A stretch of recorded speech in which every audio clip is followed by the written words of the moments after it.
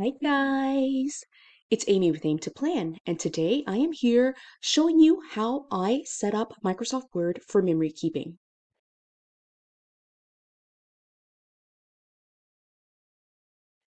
So this will be a fun little video. I do think of myself as kind of a techie type person, and it's just kind of fun to be able to use technology to our advantage. And one of the ways that I do use it is in my memory keeping.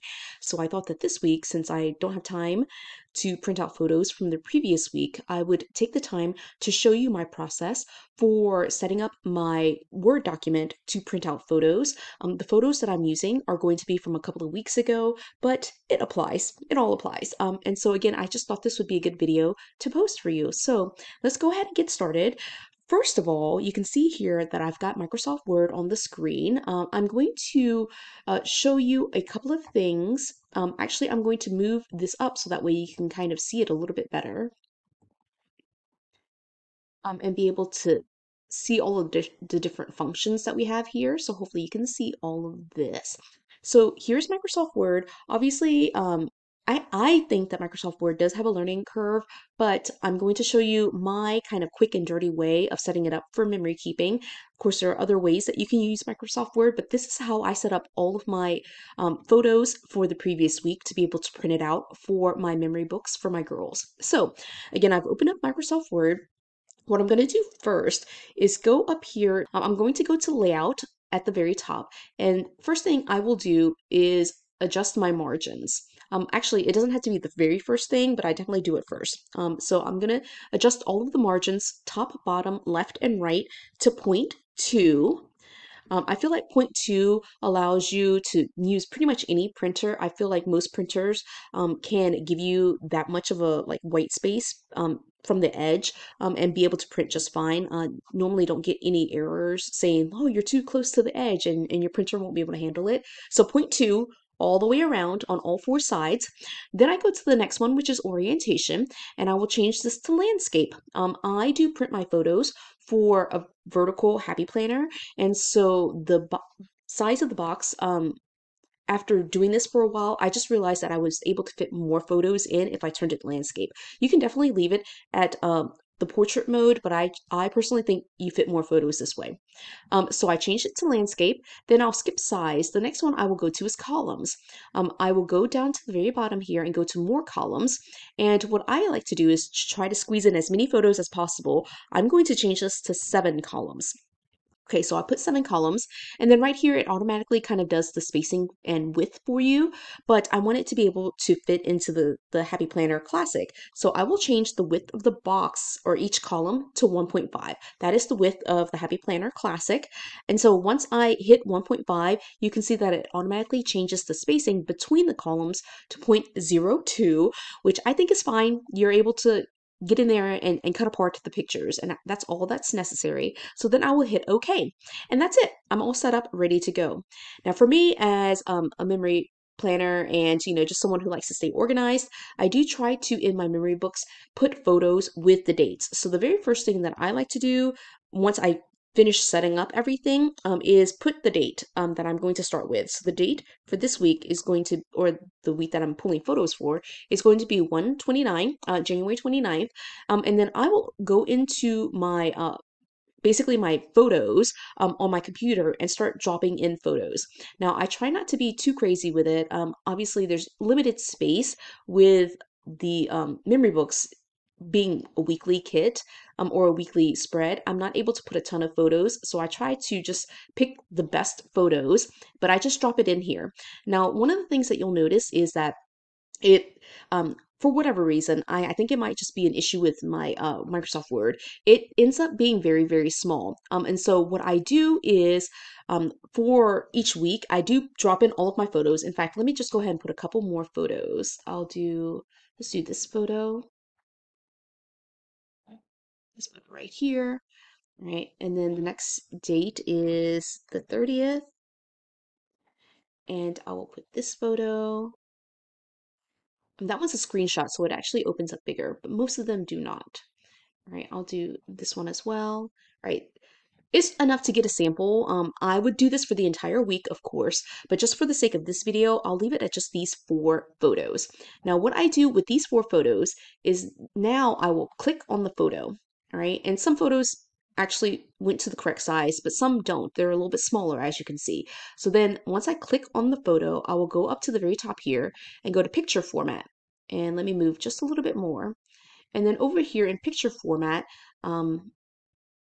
you will see this option right here where there's crop and then there's like the height and the width of the shape. And so the shape is of course this picture.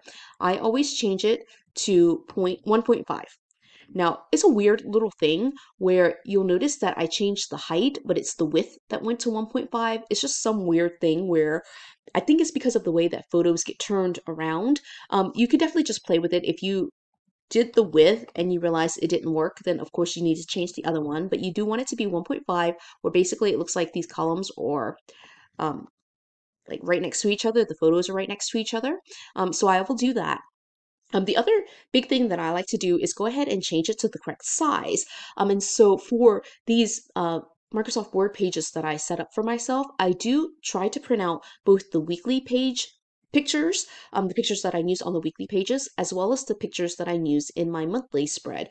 And so the monthly calendar is going to be a square, and then the weekly pages are going to be the 1.5 in width by 2.5 in height.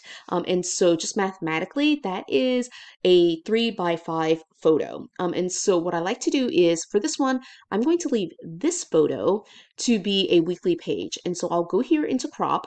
I can definitely crop it, and I'll show you how I do that for screenshots in just a second. But then I'll go to aspect ratio, and then I will pick either the 3.5, which is the portrait, or the 3.5, that's the landscape. And again, you just have to play with it and see what happens, but I'm pretty sure it's going to be landscape, right? And so once I hit that button, you can see it basically cropped it to that size, and this will be the perfect size for you to put into your memory book. I'm going to go to this one, do the same thing, 3.5, right? And so that's how it works. This one, I'm going to crop to be a square. So I'll go to crop, I'll go to aspect ratio, and then I will select square, and there you go. Now this one, I don't actually want it exactly like that, so I'm going to center it a little bit more, so that way the correct section is cropped, and so that's what that looks like. And then this last one is an image of like a screenshot of a photo that I received. And so here I clicked crop, and then I'm going to go ahead and adjust it like this.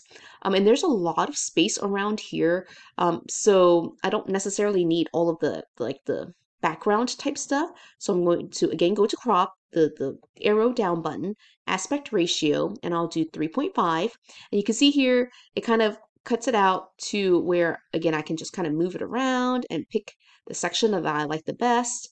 All right, and then now it goes down to this size, and I need to go back here to the section where I get the width and the height and change it back to 1.5.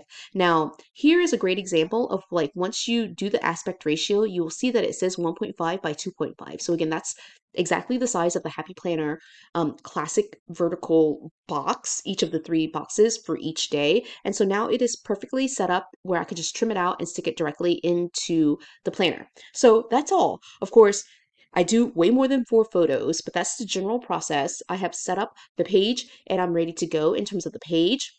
And I'm also ready to go in terms of like just being able to crop everything and cut it straight out once I print it out. Now, final little step is once I get all of these photos printed or like on the page and sized and you know formatted correctly for whether it's the monthly or the weekly, I will then print it out. And I do just print it out very simply on my home printer, which I use an inkjet printer, like a simple like HP printer that prints like all of my papers and everything else. I use a full sticker sheet. It's sticker paper that I purchased off Amazon. I just run it through just like it's regular paper, and at that point it is just a printed out document that I can just cut these images out and these photos and just be able to use it. So that is all. I think very simple. It does take some, you know, it was a learning process for me to be able to arrive with what worked best for me, but I think it works wonderfully. And I love being able to print out multiple photos and not worry about, running out of ink or running out of paper because I have all of those supplies on hand. It's not like where I have to run to the store to pick up photos or any of that. It is very convenient for me just to do it on my home computer with my photos on my computer and print it out on my printer at home with the sticker paper that I already have at home. So that is all. And the next step is just to print it out. Well, get more photos in, print it out, and get it into my memory book. So that is my process. So again, just a little bit of a different video, but it was time for me to present my method for getting photos printed for my memory book. So I hope you enjoyed this video. If you did, give it a thumbs up. If you haven't done so already, subscribe to my channel, and until the next video. Bye guys.